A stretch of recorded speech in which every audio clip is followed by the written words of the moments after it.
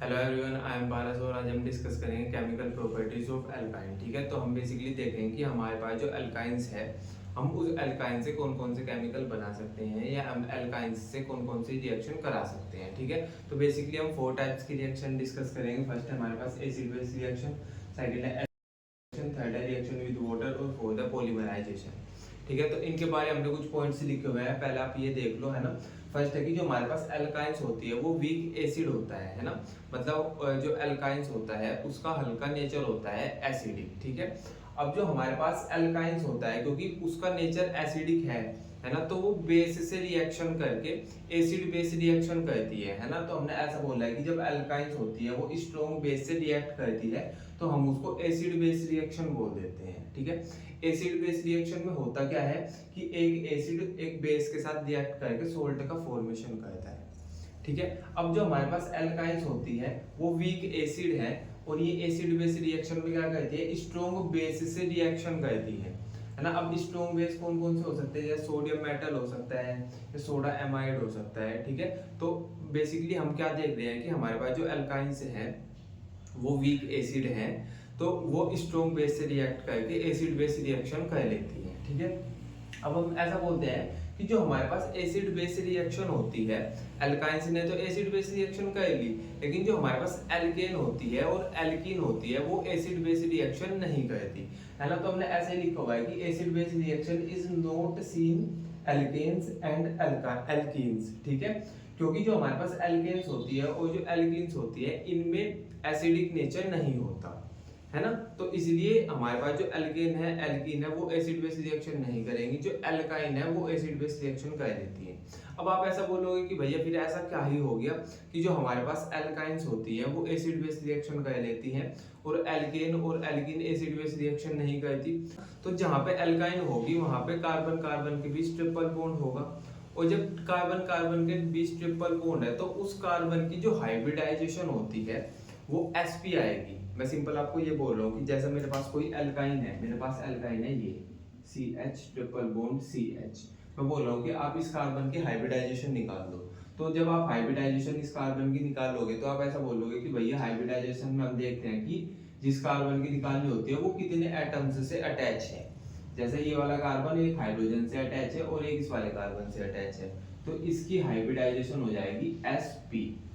ये तो भाई एक कार्बन 2 एटम्स से अटैच है तो इसकी हाइब्रिडाइजेशन हो गई sp। अगर 3 से अटैच हो जाता, अगर 3 से अटैच होता तो हम क्या बोलते कि हाइब्रिडाइजेशन हो गई sp2। अगर होता 4 से अटैच तो होती हाइब्रिडाइजेशन sp3, है ना। एक इसकी बता दो, जैसा अगर मैं बोल दूं हमारे पास ये है, इस कार्बन की हाइब्रिडाइजेशन बताना, आप बोलोगे कि भैया ये वाला कार्बन 3 एटम से अटैच है और इस कार्बन से अटैच है तो टोटल ये वाला कार्बन 4 एटम से अटैच है, तो इसकी जो हाइब्रिडाइजेशन होगी वो होगी sp3। ये समझ आ रहा है क्या आपको। तो हम ऐसा बोल रहे हैं कि हम एल्काइन के बारे में पढ़ रहे हैं कि जो हमारे पास एल्काइन होती है उसका एसिडिक नेचर क्यों होता है। तो हम ऐसा बोलते हैं कि जब हमारे पास एल्काइन है, एल्काइन में ट्रिपल बॉन्ड प्रेजेंट होते हैं, क्योंकि यहाँ पे ट्रिपल बॉन्ड प्रेजेंट है तो कार्बन की हाइब्रिडाइजेशन आ जाएगी sp। और sp हाइब्रिडाइजेशन में क्या होता है कि जितना s कैरेक्टर होता है उतना ही p कैरेक्टर होता है ना। भाई यहाँ पे 50% s है तो 50% p भी है। ठीक है, अगर मैं बात करूं sp3 हाइब्रिडाइजेशन की तो यहाँ पे s होता है 25% और p होता है 75%, मतलब यहाँ पे p की परसेंटेज ज्यादा होती है। sp3 हाइब्रिडाइजेशन जो होती है उसमें p की परसेंटेज ज्यादा होती है, s की परसेंटेज कम होती है। लेकिन जो sp हाइब्रिडाइजेशन होती है उसमें दोनों की जो परसेंटेज होती है वो 50-50% होती है। 50% s होता है, 50% p होता है ना। और जहाँ पे हमारे पास s, अब मैं ऐसा बोल सकता हूँ कि sp जो हाइब्रिडाइजेशन है उसमें s कैरेक्टर ज्यादा होता है, क्योंकि sp2 हाइब्रिडाइजेशन में भी s कैरेक्टर कम होगा, sp3 हाइब्रिडाइजेशन में भी s कैरेक्टर कम होगा, है ना। तो मैं ऐसा बोल सकता हूँ कि क्योंकि यहाँ पे sp हाइब्रिडाइजेशन है तो s कैरेक्टर ज्यादा है और जहाँ पे s कैरेक्टर ज्यादा होता है वहाँ पे इलेक्ट्रोनेगेटिविटी भी ज्यादा होती है। इलेक्ट्रोनेगेटिविटी जहाँ पे ज्यादा होगी मतलब वहाँ पे जो इलेक्ट्रॉन की अट्रैक्ट होने की टेंडेंसी है, चाहत है, वो ज्यादा होगी। और इलेक्ट्रॉन के अट्रैक्ट होने की जो टेंडेंसी है वो ज्यादा होगी तो हमारे पास H पॉजिटिव रिलीज होने की टेंडेंसी भी ज्यादा होगी। और जो H पॉजिटिव रिलीज करता है उसी को हम एसिड बोल देते हैं। तो सिंपल मैंने आपको इतना समझाया कि हमारे पास एल्काइन का एसिडिक नेचर क्यों होता है, क्योंकि एल्काइन में ट्रिपल बॉन्ड प्रेजेंट होते हैं। ट्रिपल बॉन्ड प्रेजेंट होंगे तो कार्बन का हाइब्रिडाइजेशन होगा sp। अब sp हाइब्रिडाइजेशन में होता है क्या है कि 50% s है 50% p है। तो जो हमारे पास जहाँ पे एस कैरेक्टर ज्यादा होता है वहाँ पे इलेक्ट्रोनेगेटिविटी भी ज्यादा होती है। इलेक्ट्रोनेगेटिविटी ज्यादा होगी तो इलेक्ट्रॉन के अट्रैक्ट होने की चाहत भी ज्यादा होगी, और इलेक्ट्रॉन के अट्रैक्ट होने की चाहत ज्यादा होगी यानी H पॉजिटिव के रिलीज होने की टेंडेंसी और चाहत ज्यादा होगी। तो हम ऐसा बोल देते हैं कि जहाँ पे H पॉजिटिव आसानी से रिलीज हो जाता है उसको हम एसिड बोल देते हैं, है ना। तो ये वाली चीज मैंने यहाँ पे लिखी हुई है कि why alkynes are acidic due to hybridisation of carbon, की हमारे पास जो एल्काइंस में कार्बन की हाइब्रिडाइजेशन होती है उसकी वजह से ये हमारे पास एल्काइंस जो होती हैं ये एसिडिक होती हैं। ठीक है, देख लेते हैं। जो हमारे पास कार्बन है, कार्बन में ट्रिपल बॉन्ड प्रेजेंट होंगे। अब ट्रिपल बॉन्ड प्रेजेंट होंगे तो उस कार्बन की हाइब्रिडाइजेशन sp होगी। अब कार्बन की हाइब्रिडाइजेशन sp है तो s कैरेक्टर ज्यादा है ना। और जहाँ पे s कैरेक्टर ज्यादा होता है तो वहाँ पे इलेक्ट्रोनेगेटिविटी भी ज्यादा होती है। इलेक्ट्रोनेगेटिविटी ज्यादा होगी तो अट्रैक्शन है जो इलेक्ट्रॉन्स का वो भी ज्यादा होगा, और अट्रैक्शन ज्यादा है यानी हमारे पास जो भाई इलेक्ट्रॉन्स का अट्रैक्शन ज्यादा है ना, मतलब नेगेटिव चार्ज होता है इलेक्ट्रॉन पे, है ना। तो इलेक्ट्रॉन का अट्रैक्शन मतलब नेगेटिव चार्ज का अट्रैक्शन ज्यादा है तो H पॉजिटिव का रिलीज ज्यादा होगा, है ना। और जो H पॉजिटिव रिलीज करता है उसको हम एसिड बोल देते हैं। तो हमको ये समझ आया क्योंकि कार्बन की हाइब्रिडाइजेशन sp है, इस वजह से हमारे पास जो एल्काइंस होती हैं वो एसिडिक नेचर की होती हैं। ठीक है, तो आपको इतना समझ आ गया कि जो हमारे पास एसिड बेस रिएक्शन कहती है एल्काइंस, वो क्यों कहती है, क्योंकि एल्काइंस हमारे पास एसिडिक नेचर की होती है। ठीक है, एल्केन और एल्कीन एसिड बेस रिएक्शन नहीं करती क्योंकि उनका नेचर एसिडिक नहीं होता। क्लियर है क्या। अभी देखते हैं हम hydrogen atom attached to the triple bonded carbon acidic, है ना। तो जो हमारे पास H पॉजिटिव रिलीज हो गई है, जो एसिडिक हाइड्रोजन है वो वही वाले हाइड्रोजन है जो हमारे पास कार्बन ट्रिपल बॉन्ड वाले कार्बन से अटैच है। मतलब मैं अगर ऐसा बोल दूं कि हमारे पास एक एल्काइन ये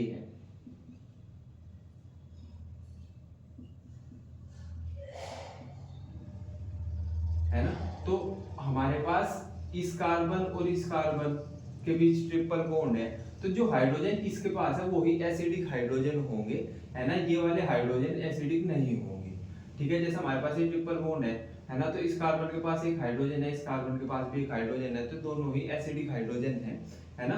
और अगर मेरे पास कुछ इस तरीके का एल्काइन आ जाती है तो जो ट्रिपल बॉन्ड से जुड़े हुए कार्बन है उन पे जो हाइड्रोजन है वो ही एसिडिक होंगे, ये वाले हाइड्रोजन एसिडिक नहीं होंगे, है ना। तो हमने ये वाली इस वाले पॉइंट में यही वाली बात बताई हुई है। ठीक है, अब ये बोलते हैं कि एसिडिक नेचर बता दो किसका ज्यादा होता है किसका कम होता है। तो हम ऐसा बोल देते हैं कि जो हमारे पास एल्काइंस होती हैं, है ना, एल्काइंस का एसिडिक नेचर ज्यादा होता है, और एल्केन और एल्कीन का तो बहुत कम ही होता ही है ना। तो एल्काइंस का तो सबसे ज्यादा हो गई, उससे कम होता है हमारे पास, वैसे तो ना के बराबर ही होता है लेकिन हम ऐसा बोल देते हैं कि एल्काइंस से कम होता है एल्कीन्स का, और एल्कीन्स से कम होता है एल्केन्स। ठीक है, इतना समझ आ गया है। अभी देख लेते हैं हमारे पास कि एसिड बेस रिएक्शन क्या होती है ना। तो एसिड बेस रिएक्शन में हम सिंपल एग्जांपल से समझो कि हम क्या करेंगे, एक एल्काइन लेंगे, उसकी रिएक्शन हमको करानी है सोडियम मेटल से, है ना। क्योंकि एल्काइन तो हमारे पास एसिड की तरह काम करेगा, वीक एसिड की तरह काम करेगा, और हम स्ट्रॉन्ग बेस जो कि हमारे पास सोडियम मेटल और सोडामाइड है ना, दोनों ही स्ट्रॉन्ग बेस हैं। तो हम दोनों से रिएक्शन करा के देखेंगे। तो हमने एल्काइन लिया, है ना, एसिड की तरह काम करेगा, और सोडियम मेटल ही वो बेस की तरह काम करेगा। तो देख लेते हैं क्या रिएक्शन होगी, हमको कुछ प्रोडक्ट मिलेगा ये।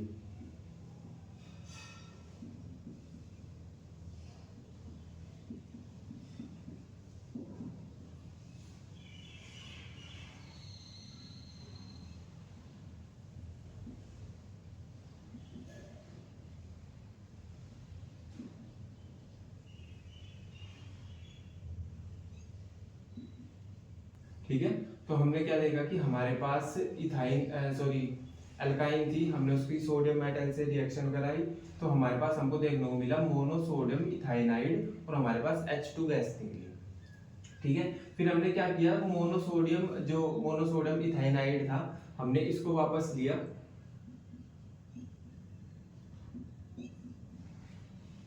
और इसकी वापस रिएक्शन कराई Na से,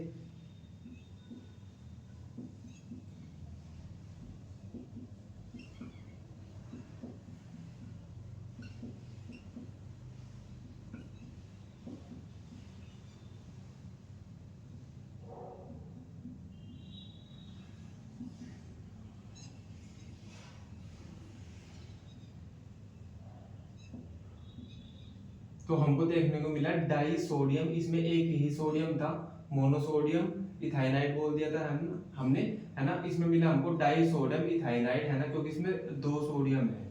ठीक है, तो बेसिकली ये हमारे पास रिएक्शन है, एसिड बेस रिएक्शन। तो सिंपल है, एल्काइन ने एसिड की तरह काम किया, हमने बेस लिया और हमारे पास रिएक्शन हो गई। ठीक है, एक और एग्जांपल देखना है, एक और एग्जांपल देख लो। इस बार हमारे पास कुछ ऐसी एल्केन है और इस बार हम रिएक्शन कराएंगे सोडियम एमाइड से, क्योंकि वो भी स्ट्रॉन्ग बेस होता है ना। तो हमने रिएक्शन करा दी सोडियम एमाइड से, तो हमको देखने के लिए मिलेगा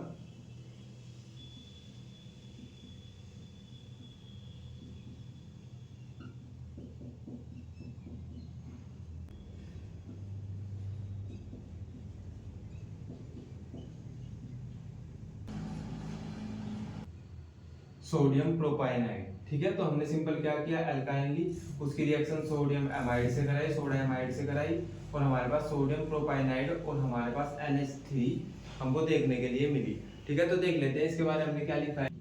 sodium metal and soda amide are strong base, they react with ethyne to form sodium acetylide with the liberation of dihydrogen gas, है ना। तो सिंपल ऐसे ही बोल रहे हैं कि हम एसिड बेस रिएक्शन में क्या करते हैं, सोडियम मेटल और सोडा एमाइड की रिएक्शन कराते हैं, क्योंकि ये स्ट्रॉन्ग बेस होते हैं और हमको ये सोडियम एसिटाइलाइड और dihydrogen gas as a product देखने को मिलती है। ठीक है, तो आई होप आपको इतना क्लियर हो गया होगा। ठीक है, बाकी हम कल पढ़ेंगे, तब तक के लिए बाय।